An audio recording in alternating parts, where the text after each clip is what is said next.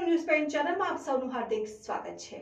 મુખ્ય સમાચાર જોતા પહેલા નજર કરીએ આજની હેડલાઇન્સ પર।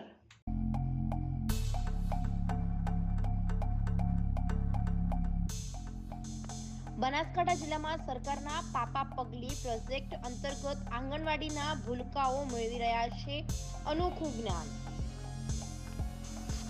ડીસા નગરપાલિકામાં ભૂકંપ સર્જાયો। નગરપાલિકામાં વિવિધ સમિતિના ચેરમેનોએ શહેર ભાજપ પ્રમુખને આપ્યા રાજીનામા। થરાદમાં આદિવાસી પરિવારની જમીન પચાવી પાડવા માટે ભૂમાફિયાઓ દ્વારા કારસો રચવામાં આવતા કલેક્ટરને કરાઈ રજૂઆત। અમીરગઢના ઇકબાલગઢમાં ખાનગી હોસ્પિટલમાં મહિલાએ વિચિત્ર બાળકને આપ્યો જન્મ। બનાસકાંઠામાં લાંબા સમય બાદ વરસાદની ધમાકેદાર એન્ટ્રી। વડગામ, અંબાજી, અમીરગઢ સહિતના વિસ્તારોમાં ધોધમાર વરસાદથી નીચાણવાળા વિસ્તારોમાં ભરાયા પાણી। ડીસા નગરપાલિકા દ્વારા ગટર લાઇન માટે ખોદકામ ચાલી રહ્યું હતું ત્યારે જીસીબી દ્વારા ખોદકામ દરમિયાન ગેસ પાઇપલાઇન લીકેજ થતા ભાગદોડ મચી જવા પામી હતી। જ્યારે ગેસ પાઇપલાઇન લીકેજ થયાના સમાચાર મળતાની સાથે જ ડીસા IRMOનો સ્ટાફ તાત્કાલિક સ્થળ ઉપર પહોંચીને લીકેજ દૂર કરતા સૌએ રાહતનો શ્વાસ લીધો હતો। પણ ગટર કામગીરી કરતા મજૂરો સેફટી વગર કામગીરી કરતા નજરે પડ્યા હતા। વળી IRM ગેસ કંપનીના ટીમના સભ્યો કે જેઓ લીકેજ દૂર કરવા માટે આવ્યા હતા તેવા કામદારો પણ સેફટીનો અભાવ જોવા મળ્યો હતો। પવિત્ર શ્રાવણ માસમાં કાવડ યાત્રાનું મહાત્મય ખૂબ જ હોય છે ત્યારે ડીસામાં પણ સોની સમાજની બહેનો દ્વારા સોની સમાજની કાવડ યાત્રા લઈ કચ્છી કોલોનીથી પાતાળેશ્વર મહાદેવ ખાતે કાવડમાં લાવેલા ગંગાજળથી મહાદેવજીને અભિષેક કરવામાં આવ્યો હતો। શ્રાવણ માસમાં ખાસ કરીને ઉત્તર ભારતમાં કાવડ યાત્રા ખૂબ જ પ્રસિદ્ધ છે। શ્રાવણ માસમાં શિવ પૂજામાં શિવલિંગ પર ગંગાજળનો અભિષેક કરવા કાવડિયાઓ પગપાળા યાત્રા કરી હરિદ્વાર તેમજ કાશીથી ગંગાજળ ભરીને લાવે છે અને પોતાના નજીકના સ્થળોના શિવ મંદિરમાં તેનો અભિષેક કરે છે। ત્યારે ડીસામાં પણ સોની સમાજની બહેનો દ્વારા હરિદ્વારથી લાવેલા ગંગાજળને કાવડમાં ભરી સોની બજારથી વાજતે ગાજતે કાવડ યાત્રા નીકાળવામાં આવી હતી। કાવડ યાત્રા ડીસાના કચ્છી કોલોની વિસ્તારમાં આવેલા પ્રસિદ્ધ શ્રી પાતાળેશ્વર મહાદેવ મંદિરે પહોંચી હતી જ્યાં બહેનોએ ખભે કાવડ સાથે ગરબાની ધૂમ પણ મચાવી હતી। ત્યારબાદ કાવડમાં લાવેલા ગંગાજળથી પાતાળેશ્વર મહાદેવ મંદિરમાં સ્થાપિત 5 શિવલિંગો ઉપર સામૂહિક રીતે અભિષેક કરવામાં આવ્યો હતો। ईश्वर महादेव की जय, भोलेनाथ भगवान की जय। આજે પાતાળેશ્વર મહાદેવના મંદિરની અંદર સોની બહેનો જે સોની બજારથી કાવડ યાત્રા લઈને અહીંયા પાતાળેશ્વર મહાદેવમાં આવી, જેવી રીતે હરિદ્વારથી દૂર દૂરથી કાવડ યાત્રા નીકળતી હોય શ્રાવણ માસમાં, ને શ્રાવણ માસની અંદર હરિદ્વારની અંદર મોટું મહાત્મ ગણાય છે। આવી રીતે આજે આ બહેનોએ મિત્ર મંડળ ભેગી થઈને બહેનોએ આજે કાવડ યાત્રા યોજના કરી, સારામાં સારો યોગ કર્યો ને આના અંદર ગંગાજળનો અભિષેક કરી ને પાતાળેશ્વર મહાદેવની અંદર અને અભિષેક દ્વારા પૂજન પાઠ કરી, આરતી કરી ને આરાધના કરી ને ધામધૂમથી ગરબાનું સારો કાર્યક્રમ કર્યું અને એમના સાથે તમામ અહીંયા સોની ભાઈઓ અને બહેનો જોડાઈને આમાં લાભ લીધો। અમારા સોની મહિલા મંડળમાં સોની બજારથી કાવડ યાત્રા નીકાળી હતી અને અમારા પાતાળેશ્વર મહાદેવ આવ્યા। અમારા મહાદેવજી મનોકામના સૌની પૂરી કરે। બોલો હર હર મહાદેવ જય। આજે શ્રાવણ માસના દિવસે સોની બજારથી મહિલા મિત્ર મંડળ ભેગી થઈ અને કાવડ યાત્રાનું આયોજન કર્યું હતું, જે સોની બજારથી અહીંયા સુધી વાજતે ગાજતે ધામધૂમથી બેનવાજા સાથે એક સરસ કાવડ યાત્રાનું આયોજન કર્યું, ગરબા કર્યા અને ત્યાંથી કાવડ લઈ સજાવી અને બધા લોકો બધા લેડીઝો અને જેન્ટ્સ બધા ભેગા થઈ અહીંયા આવ્યા અને પાતાળેશ્વર મિત્ર મંડળ એમને બધું અમે સ્વાગત કર્યું અને પાતાળેશ્વર મંદિરના અંદર એ કાવડનું એમને ભગવાનની પૂજા કરી, કાવડનું જળ ચડાવ્યું અને ધામધૂમથી પ્રોગ્રામ કર્યો અને આવો દર વર્ષે અમે લેડીઝો ભેગી થઈ, જેન્ટ્સ ભેગા થઈ અને કાવડ યાત્રા કરીશું એવી અમારી શુભકામનાઓ। હર હર મહાદેવ। પાલનપુર રાજગઢી ખાતે આવેલ નાગણેજી માતાનું મંદિર વર્ષમાં 2 વખત જ ખુલે છે। આઠમ અને નાગપાંચમના દિવસે, જેથી આજે મંદિર ખુલતા ભક્તો મોટી સંખ્યામાં દર્શન કરવા માટે પહોંચ્યા હતા। પાલનપુર રાજગઢી ખાતે નવાબ સાહેબ વખતનું નાગણેજી માતાનું મંદિર આવેલું છે। આ મંદિરે કહેવાય છે કે પોતાની માનેલી માનતા પૂરી થાય છે અને માનતા પૂરી કરવા ભક્તો નાગપાંચમ અને નવરાત્રિની આઠમના દિવસે આવતા હોય છે, જેથી આજે શુક્રવારે નાગપાંચમના દિવસે મંદિરના દ્વાર ખુલતા ભાવિક ભક્તો નાગણેજી માતાના દર્શન કરવા મોટી સંખ્યામાં ઉમટ્યા હતા, તેમજ પોતાની રાખેલી માનતા પણ પૂરી કરી હતી. શું કહેશો, આજે નાગણેશ્વરી માતાનું મંદિર ખુલ્યું છે, શું ઇતિહાસ છે? આપણા પાલનપુરમાં નાગણેશ્વરી માતાનું મંદિર આપણા જ્યારે નવાબ સાહેબે લગ્ન કર્યા હતા માનભાઈ સાથે, ત્યારે માનભાઈ શ્રીફળ અને માતાજીની ચૂંદડી લઈને આવેલા અને ત્યારે એ રોજ આ મંદિરની પૂજા કરતા હતા અને એમને સિદ્ધપુરથી બ્રાહ્મણોને બોલાવેલા અને એમને કામ સોંપેલું માતાજીની પૂજાનું. અને આ મંદિર હવે માનભાઈના મૃત્યુ પછી આ મંદિર હવે વર્ષમાં માત્ર 2 વાર જ ખુલે છે અને જે છે આપણે નવરાત્રિની આઠમ અને નાગપંચમી, જે આજનો દિવસ. આજના દિવસે ઘણા બધા ભક્તો અને લોકો માતાજીના દર્શન કરવા આવે છે અને આજે આ મંદિર ખોલવાનું મેઇન કારણ એ કે વર્ષમાં એકવાર ખુલવાના કારણે જે આપણી ભક્તોની બાધાઓ હતી અને બધાને મનોકામનાઓ હતી એ પૂર્ણ કરવા માટે એ લોકો આ મંદિર આજે ખોલવામાં આવે છે, જેથી એ લોકો પોતાની બાધા પૂરી કરી શકે અને માતાજીના દર્શનનો લાભ બી લઈ શકે. આપનું નામ? આચાર્ય પ્રિયાંશ. ડીસા નગરપાલિકામાં છેલ્લા કેટલાય સમયથી આંતરિક વિખવાદ ચર્ચાના ચકડોળે ચડ્યો હતો, ત્યારે આજે આ આંતરિક વિખવાદ મતભેદમાં પરિણમતા ઉપસીને ચરમસીમાએ પહોંચી ગયો છે, જેના માઠા પરિણામ સ્વરૂપે આજે ડીસા નગરપાલિકામાં મોટો ભૂકંપ સર્જાયો, જેમાં પાલિકાની વિવિધ સમિતિના ચેરમેનોએ શહેર ભાજપ પ્રમુખને રાજીનામા ધરી દેતા ચકચાર મચી જવા પામી છે. જ્યારે ચેરમેનોએ આપેલા રાજીનામામાં શહેર પ્રમુખને આપવા ચેરમેનો પહોંચ્યા છે, ત્યારે પાલિકા પ્રમુખથી નારાજ ચેરમેનોના રાજીનામાથી હડકંપ મચ્યો છે, જેમાં નારાજ ચેરમેનો દ્વારા પાલિકા પ્રમુખના રાજીનામાની માંગ કરાઈ રહી છે. આમ ડીસા નગરપાલિકાના ઇતિહાસમાં પ્રથમવાર આવી ઘટના બની છે, જેમાં એક સાથે 19 ચેરમેનોએ રાજીનામા આપ્યા હોવાનો પ્રથમ બનાવ છે. ત્યારે ભાજપ શાસિત પાલિકામાં ભાજપના જ ચેરમેનોમાં પ્રમુખ પ્રત્યે નારાજગી જોવા મળી રહી છે. આમ આજે ડીસા નગરપાલિકાનો આંતરિક મતભેદ ઉપસીને સપાટી પર આવ્યો છે. આજરોજ ડીસા નગરપાલિકામાંથી અલગ અલગ કમિટીના 17 ચેરમેનોએ પોતાના પદ ઉપરથી રાજીનામા આપ્યા છે અને સાથે તેના સમર્થનો રાજીનામા આપ્યા છે કે પ્રમુખશ્રી દ્વારા, સંગીતાબેન દવે દ્વારા આજ દિન સુધી પક્ષના નેતા, ઉપપ્રમુખ, કારોબારી ચેરમેન કે અન્ય કોઈ પણ ચેરમેનો છે એમને વિશ્વાસમાં લીધા વગર બોર્ડ બોલાયા છે, એજન્ડા નીકાળ્યા છે, ક્યારે એમને સાથે રાખ્યા નથી. પ્રી બોર્ડ બોલાવવાનો જે ભારતીય જનતા પાર્ટીનો નીતિ નિયમ છે, ક્યારે પણ પ્રી બોર્ડ પણ બોલાવ્યા નથી. અને પ્રમુખશ્રી આપ નગરપાલિકાના સીસી કેમેરા દ્વારા પણ જોઈ શકો છો કે મહિનામાં 1 અઠવાડિયું પણ પ્રમુખ આવતા નથી. એમના પતિશ્રી આવે છે અને બેન આવે તો અડધો કલાક આવીને અહીં જતા રહે છે, જેના કારણે આખા નગરપાલિકાના કર્મચારીઓ પણ દરેક રૂમ ખાલી જોવે છે. અને આજ દિન સુધી નગરપાલિકાનો વહીવટ પાલિકા ઓફિસમાં નથી થતો. તમામ ફાઇલો, તમામ એજન્ડા, તમામ સહીઓ પાલિકામાં થતી નથી. અન્ય કોઈ શોપિંગ બધો વહીવટ ચાલે છે અને ક્યારે પણ બેને કોઈ ચેરમેનોને વિશ્વાસમાં લીધા નથી. છેલ્લા કેટલા સમયથી ડીસા શહેરમાં વેપારી ના માણસોએ બિલ્ડિંગના કાયદેસર મંજૂરી લીધી છે, નગરપાલિકાએ એમને મંજૂરી આપી છે.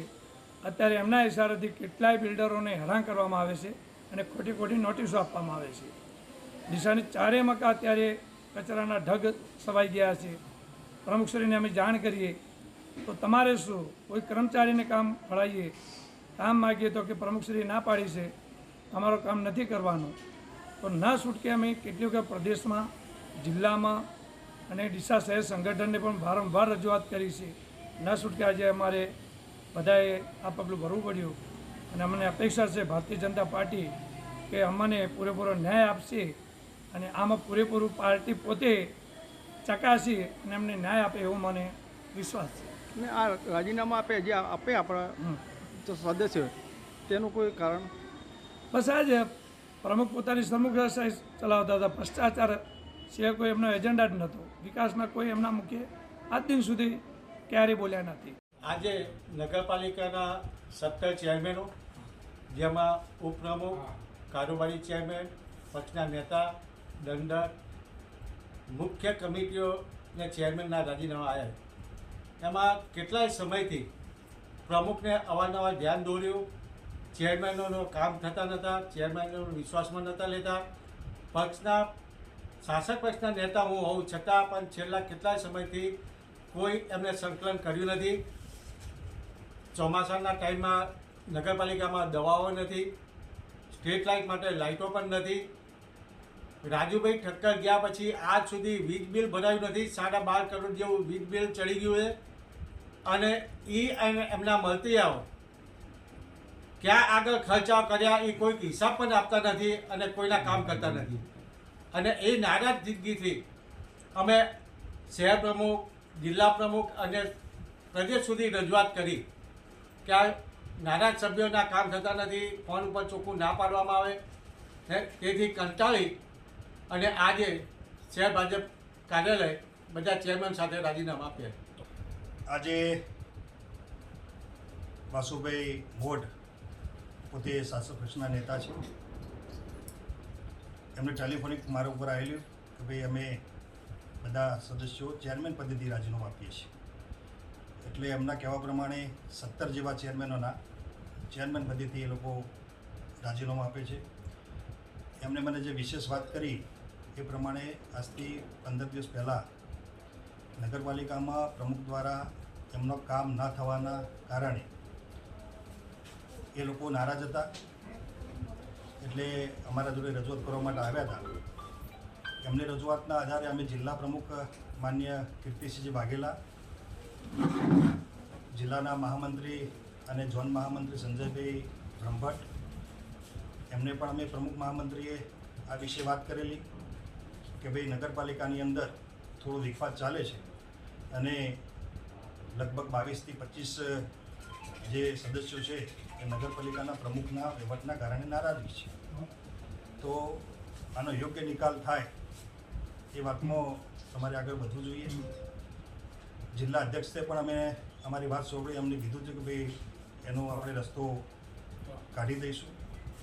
અને જિલ્લા અધ્યક્ષે અમારી વાત સાંભળી અને ઉપર એમને પણ પ્રદેશની અંદર રજૂઆત કરી હતી. પ્રદેશમાંથી પણ એવી વાત હતી કે ભાઈ આનો યોગ્ય નિકાલ આવી જશે. પણ એ વાતને લગભગ મારા ખ્યાલથી 10-15 દિવસ થતાં આજે વાસુભાઈની અધ્યક્ષતામાં, શાસક પક્ષના નેતાની અધ્યક્ષતામાં અહીંયા ચેરમેનોના રાજીનામા મારી પાસે આવ્યા હતા. એટલે મેં મારા પ્રમુખને જાણ કરી. મારા પ્રમુખ કોઈ કામથી અમદાવાદ છે એટલે એમને એવું કીધું કે ભાઈ તમે રાજીનામા આપવા માટે આવ્યા હોય તો તમે સ્વીકારી લો. એટલે જે વાત હશે એ અમે આ રાજીનામાની વાત જિલ્લા પ્રમુખને જાણ કરી અને યોગ્ય નિકાલ લાવીશું. અને સદસ્યો જે નારાજ છે એમને સમજાવી અને વાત મોડ ઘીના ઠામમાં ઘી થાય એવું અમે કામ કરીશું.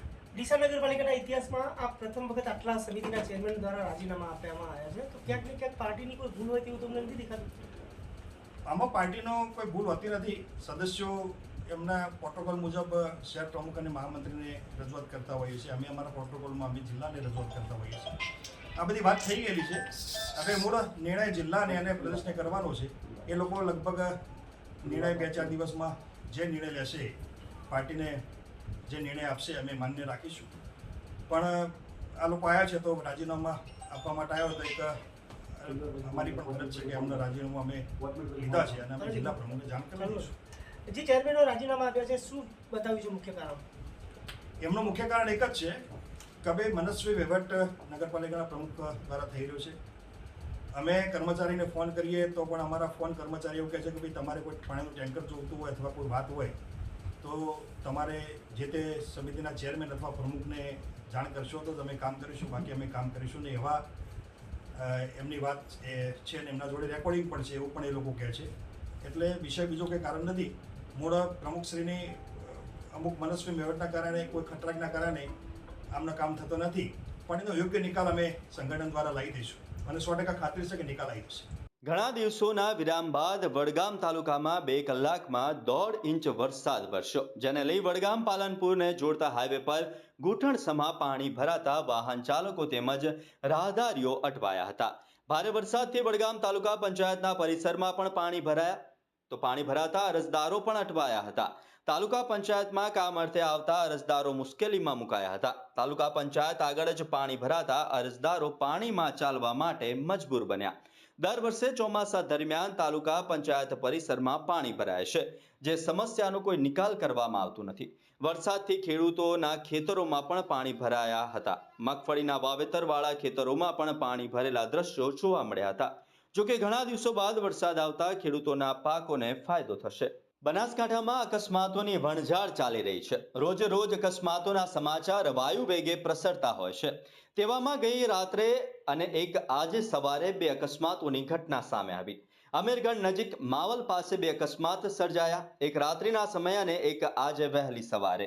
એમ અલગ અલગ 2 અકસ્માત થવા પામ્યા.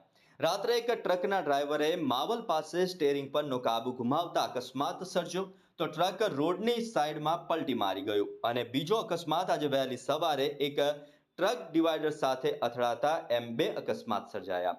અકસ્માતની જાણ રિકો પોલીસને થતા રિકો પોલીસ ઘટના સ્થળે પહોંચી રાત્રે સર્જાયેલા અકસ્માતના લીધે વહેલી સવારે ફરી અકસ્માત થવા પામ્યો હતો.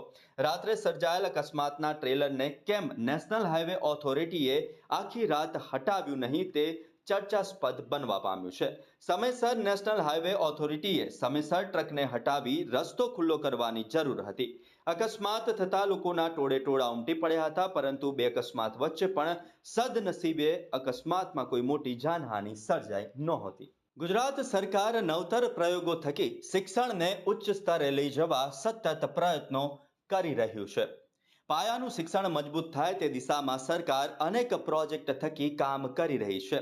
ત્યારે ગુજરાતમાં બાળ મંદિરમાં આવતા બાળકો માટે હવે જ્ઞાનપુંજ કીટ સાથે જ્ઞાન મેળવી રહ્યા છે. મારું નામ સાધુ અનિતા છે. મારી બેબી પહેલા ઇંગ્લિશ મીડિયમ સ્કૂલમાં જતી હતી અને પછી સ્કૂલમાં તો પૈસા ભરીને ભણાવો તો અને પછી મને ખબર પડી કે અહીંયા આંગણવાડી છે તો સ્કૂલમાં પૈસા શું કામ બગાડવાના, અહીંયા આંગણવાડીમાં એટલું સરસ ભણાવે છે અને મારું બાળક 3 વર્ષનું જ છે તો પણ તે એટલું બધું બોલે છે અને અહીંયા તો આંગણવાડીમાં સન્ડે, મંડે, જાન્યુઆરી, ફેબ્રુઆરી, કારતક, માગસક બધું જ શીખવાડવામાં આવે છે. અને પાછી મારી બેબી પહેલા બહુ મોબાઈલ જોતી હતી, હવે મોબાઈલ પણ નહીં જોતી, કારણ કે આંગણવાડીમાં જે શીખવાડે ને એ ઘરે આવીને પણ તે કરતી હતી. જાણે કે બાળ ગીતો કરે તો ઘરે આવીને પણ તે પ્રવૃત્તિ જ કરે કે અમારા આંગણવાડીમાં જો બેન આવું શીખવાડે છે તો ઘરે આવીને પાછી નવરી બેઠી હોય તો મોબાઈલ ના જોવે. સન્ડે મંડે બોલે, પછી બેન જે બાળ ગીતો કરાવે એ કરાવે, પછી બેન જે નવી નવી પ્રવૃત્તિ કરાવે ને એ પણ તે ઘરે આવીને બધું મારું બાળક કરતું હતું. અને 3 વર્ષનું બાળક બોલવામાં કેટલું અચકાય, કાંઈ બોલતા શીખે નહીં, ધીમે ધીમે બોલે. અને હાલ મારું બાળક એટલું આંગણવાડીમાં આવીને હોશિયાર બન્યું ને કે તમે એને કાંઈ બી પૂછો બધું જ આવડે છે અને એટલું સરસ રીતે બોલે પણ છે. અને મારું બાળક તો આંગણવાડીમાં આવીને ખૂબ જ હોશિયાર બન્યું. અહીંયા ધન્ય આપણે હાઉસિંગ બોર્ડ ધન્યા ચોકડીની 4 રસ્તાની આંગણવાડી છે, સારી આંગણવાડી છે. ત્યાં અમારી છોકરી પહેલાં ખબર નથી એટલે આંગણવાડીમાં પહેલાં મોકલતા હતા અને હવે ખબર પડી કે શિક્ષકો આ બેન ગીતાબેન ડાભી સારા છે, ભણાવે છે, બહુ હોશિયાર કરે છે. અને પછી અમે આ છોકરાઓને અમારી છોકરીને એને આંગણવાડીમાં મોકલીએ છીએ અને હાલે આંગણવાડીમાં આવે છે. પહેલાં સ્કૂલમાં જતી હતી, ખબર પડવા માંડી એટલે આંગણવાડીમાં મોકલીએ. સરકારે પાપા પગલી પ્રોજેક્ટ અંતર્ગત આંગણવાડી કેન્દ્રોમાં જ્ઞાનપુંજ પ્રી સ્કૂલ ટોય કિટ ફાળવી છે, જેનાથી અનેક બાળકોના જ્ઞાનમાં વધારો થઈ રહ્યો છે. વાર્તાના પ્લે કાર્ડ થકી નાના ભૂલકાઓને આંગણવાડી કાર્યકર્તા વાર્તા સંભળાવશે. બાળકોને ગમ્મત સાથે જ્ઞાન આપવાની પદ્ધતિ જ્ઞાનપુંજ કીટે સરળ બનાવી છે. ક્યારે અનેક વાલીઓ પણ પોતાના નાના ભૂલકાઓને આંગણવાડીમાં મૂકવા માટે આવી રહ્યા છે અને અત્યારે આંગણવાડીમાં મોટી સંખ્યામાં બાળકો પાયાનું જ્ઞાન મેળવી રહ્યા છે. આમ તો નાના ભૂલકાઓને આંગણવાડીમાં મોકલવા હોય તો અમુક વાલીઓને પણ સાથે જવું પડતું હોય છે અને ત્યાં બાળકો સાથે રોકાવું પણ પડતું હોય છે. તેવી પણ પરિસ્થિતિ હોય છે. ત્યારે સરકાર દ્વારા આંગણવાડી કેન્દ્રોમાં નાના ભૂલકાઓ માટે જે યોજનાઓ દ્વારા કીટો આપવામાં આવી છે તેનાથી અનેક નાના ભૂલકાઓને મોટો ફાયદો થયો છે અને ગમ્મત સાથેના જ્ઞાન મેળવવા માટે નાના બાળકો અત્યારે આંગણવાડીમાં ખુશી ખુશી આવી રહ્યા છે. જે પ્રકારે હાલના સમયમાં મોબાઈલ અને દરેક બાળકના માતા પિતા માટે માથાનો દુખાવો બની જાય છે, કેમ કે નાના બાળકોને મોબાઈલની લત લાગી જાય છે, જે છોડાવવી મુશ્કેલ બને છે. ત્યારે આંગણવાડીમાં સરકારના પાપા પગલી પ્રોજેક્ટ થકી બાળકોને આંગણવાડી જવું ગમે છે અને બાળકોમાં રમતગમત સાથે અનેક પ્રવૃત્તિઓ કરી મોબાઈલની લતથી પણ દૂર થઈ રહ્યા છે.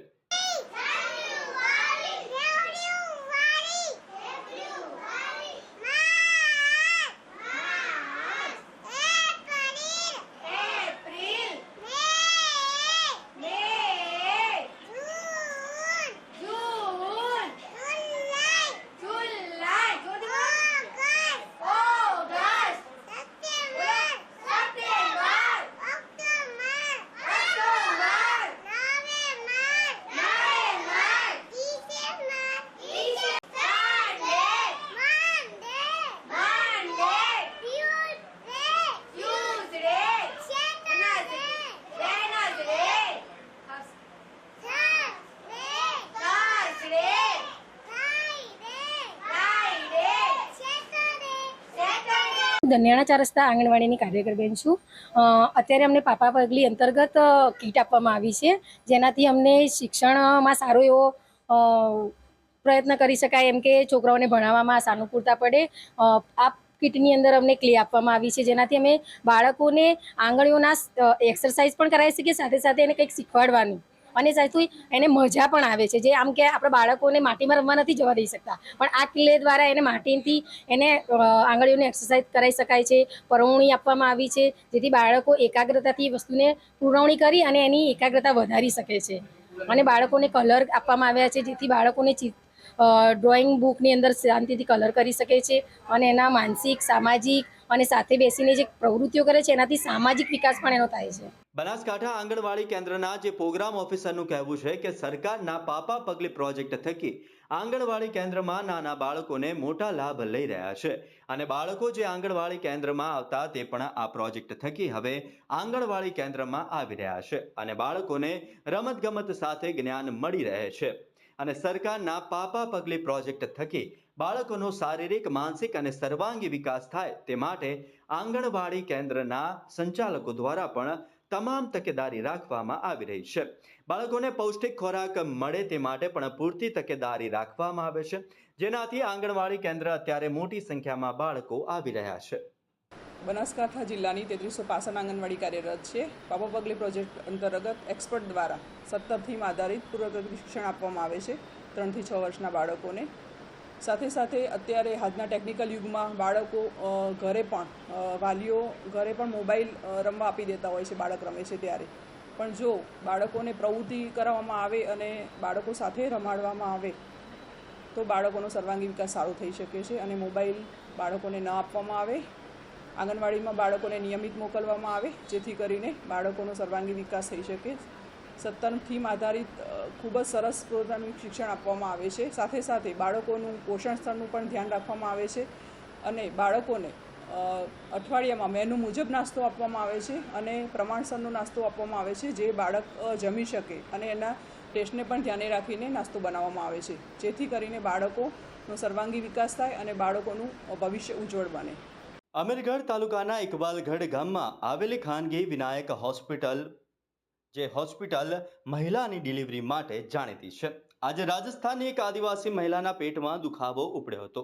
દુખાવો ઉપડતા મહિલાને ઇકબાલગઢની ખાનગી વિનાયક હોસ્પિટલમાં બતાવવા માટે લાવવામાં આવી હતી.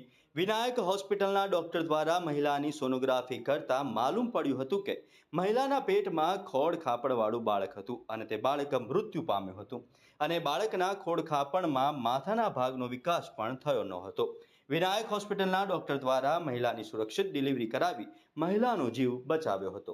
બનાસકાંઠા જિલ્લામાં છેલ્લા કેટલાય સમયથી ભૂમાફિયાઓ સક્રિય બન્યા છે. આવો જ એક કિસ્સો થરાદમાંથી સામે આવ્યો છે.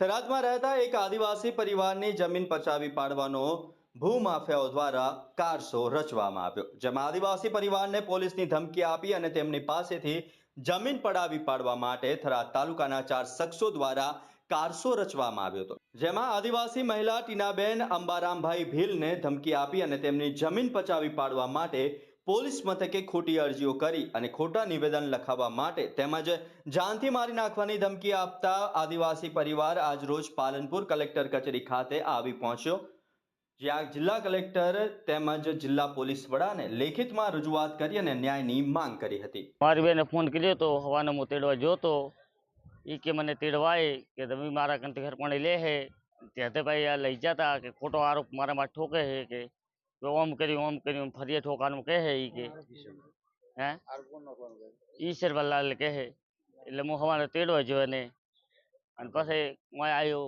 હું પાલનપુર આવ્યો એસપી સાહેબ અરજી આલી મેં હરુભર ઉમર બેનને લઈને આવ્યો હતો. જેતાભાઈ મારે ખોટી ફરિયાદ કરવા જેતોભાઈ કહે કે મારી 4 બેન છે મેં 5મી બેન મારી બેન ગણી. ટીના અંબારમ ગીલ અને જબરદસ્તી મારા કંથી રમી પડાવવાનું કરે. મારે અહીંયા નાલવાની થતી નહીં અને મારા ભાઈ માથે આરોપ નાખે કે ખોટ કે આવી રીત સહી કર. મારે અહીંયા મારા ભાઈ માથે ફરિયાદ નહીં કરવી. એ બેનના ઘોડ રાખી જે તે ભાઈ ખોટી અરજી ન ખાવે.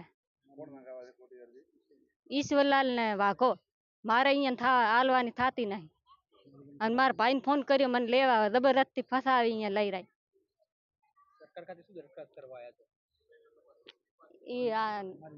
મારી જમી પડાય એટલે જબરદસ્તી મારા કાન લેવાનું કરાય ધામ ધમકી આપે ઈશ્વરલાલ. દર્શકો હતા અત્યાર સુધીના સમાચાર. હવે પછીના નવા સમાચાર સાથે ફરી મળીશું. ત્યાં સુધી જોતા રહો ન્યૂઝ પેન્ટ ચેનલ. નમસ્કાર.